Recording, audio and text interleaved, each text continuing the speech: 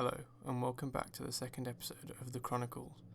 In this episode, I'll be focusing on the real-life serial killers, Ottis Toole and Henry Lee Lucas. Their story is so unnerving that I had to cover this story in this series.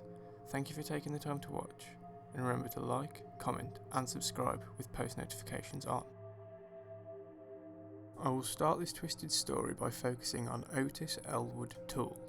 He was born on March 5, 1947, in Jacksonville, Florida. His father was an alcoholic who abandoned him, so he was raised by his mother, who was a sex worker in the area.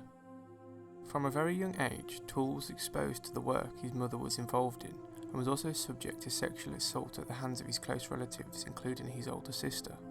As well as all this, his grandmother was a Satanist who exposed him to many satanic practices. The abuse apparently started when he came out as gay to his family. On top of all this, he suffered from mental retardation, with an IQ of 75. He was also epileptic, which resulted in frequent seizures. Because of the abuse, Toole became very rebellious and violent. He was a serial arsonist from a very young age, and was apparently sexually aroused by fire. His mother continuously wished that she had had a daughter instead of Otis, as she believed a daughter wouldn't be so rebellious. And one day when she was out with a friend, that friend suggested that she just started to treat Otis like a girl, which is what she did. She started to dress him in girls' clothes and began to call him Susan.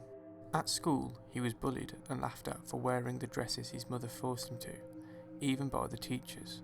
Eventually, he dropped out of school in the 9th grade, so around the age of 14, and began visiting gay bars. He also claimed to have been a male prostitute around this time. Not long after he dropped out of school, he committed his first murder in 1961, still aged 14. He was approached by a travelling salesman for sex. Toole ran the salesman over with his own car.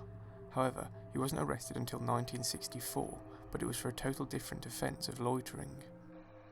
Information on him between the ages of 19 to 26 is very limited, but authorities believed he started drifting around the southwestern United States and supported himself through prostitution. At the age of 27, he was the prime suspect for the murder of 24-year-old Patricia Webb in Nebraska.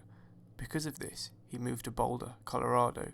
1 month later, in Colorado, he became the prime suspect in the homicide of 31-year-old Ellen Holman, and because of this, he moved back to Jacksonville. As the communication between different state police departments was poor, he was able to move across the US mainly undetected, which allowed him to work himself around without getting caught. On return to Jacksonville, he married a woman in January 1976 at the age of 29, as a tactic to conceal his true sexuality. She left him 3 days later after discovering that he was gay. In 1976, at the age of 29, Toole found himself in a Jacksonville soup kitchen where he first met Henry Lee Lucas. They apparently both felt an instant connection, and after talking for just 10 minutes, they were on the topic of murder. I will now give a brief background on Henry Lee Lucas. Henry Lee Lucas was born 600 miles north of Toole in Blacksburg, Virginia on August 23, 1936. Like Toole, his father died, as he caught hypothermia after going home drunk and collapsed in a blizzard.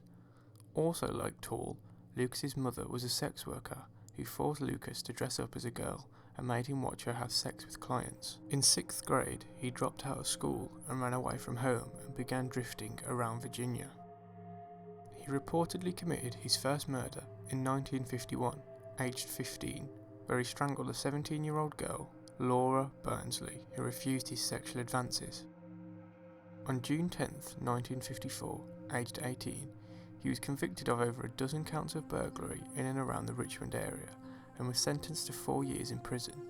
He escaped 3 years later, but was caught 3 days after that.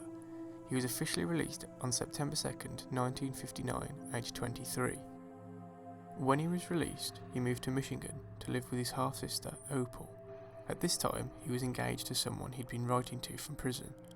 His mother came to visit them both at Christmas and disapproved of Lucas's fiancée and insisted he move back to Blacksburg with her. Lucas refused, which caused numerous arguments. On January 11, 1960, Lucas killed his mother during an argument over this. He claimed she hit him with a broom, so he stabbed her in the neck in self-defense. He said, "All I remember was slapping her alongside the neck, but after I did that, I saw her fall and decided to grab her, but she fell to the floor, and when I went back to pick her up, I realised she was dead. Then I noticed that I had my knife in my hand and she had been cut. After this, Lucas decided to return to Virginia, but then decided to drive back to Michigan, but was arrested in Ohio. He was sentenced to between 20 to 40 years imprisonment for second-degree murder, but in June 1970, after serving 10 years, he was released due to prison overcrowding. However, just 1 year later, in 1971, he was convicted of attempting to kidnap 3 schoolgirls, and while serving a 5-year sentence, he established a relationship with a family friend who wrote to him. They married on his release in 1975, but he left her 2 years later after his stepdaughter accused him of sexually abusing her. Because of this, he began moving around the US living with different relatives. It was during this time that brought him to the soup kitchen in Jacksonville. After initially meeting, they both soon developed a sexual relationship. However, more importantly, were allegedly accused of committing over 1,000 murders together. Henry Lee Lucas moved in with Toole and his parents, and he became very close with Toole's 15-year-old niece, Frida Powell. A brief period of stability followed when Lucas began working as a roofer. After Powell's mother and grandmother died, she was put into a state shelter, where Lucas convinced her to leave and live on the road. While doing this, they worked numerous jobs, and eventually Lucas was accused of killing her. In June 1983, Lucas was arrested on charges of unlawful possession of a firearm. 2 weeks before this, Toole locked George Sonnenberg in a boarding house and burnt it down, getting 20 years imprisonment. While in prison, he confessed to this. So, at this time in the story, both Toole and Lucas were both in prison for different offences, after committing thousands of murders together. Before all of this, the pair's relationship began to crumble, as Henry Lee Lucas became the dominant figure and always got to choose the victims. It was at this point, in 1983, when Lucas began boasting about the rampage that the pair went on. At first, Toole denied involvement, but eventually began backing the confessions up. It was rumoured Lucas admitted to all the murders because he was afraid that Toole would do the same and shift the blame onto him. This is just a short list of some of the murders that the pair apparently committed. 6-year-old Adam Walsh, 18-year-old David Shallard, and 20-year-old Ada Johnson. There was a lot of uncertainty around multiple confessions later made by Lucas, as he gained a sense of pride from killing. Police began to just blame murders on him to get the cases solved without sufficient evidence. After Toole's trial for the murder of George Sonnenberg, a jury found him guilty of first-degree murder and sentenced him to death. Later that year, in February 1983, he was found guilty of the strangulation of a 19-year-old Florida woman and received a second death sentence. However, on appeal, both sentences were reduced to life imprisonment.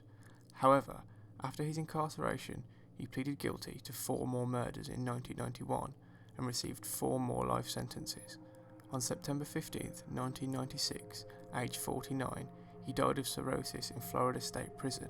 The body went unclaimed and was buried in Florida State Prison Cemetery. Lucas was convicted of 11 homicides and was sentenced to death for one, a woman dubbed as Orange Socks, whose body was found in Williamson County, Texas, on Halloween 1979, but this too was eventually reduced to life imprisonment.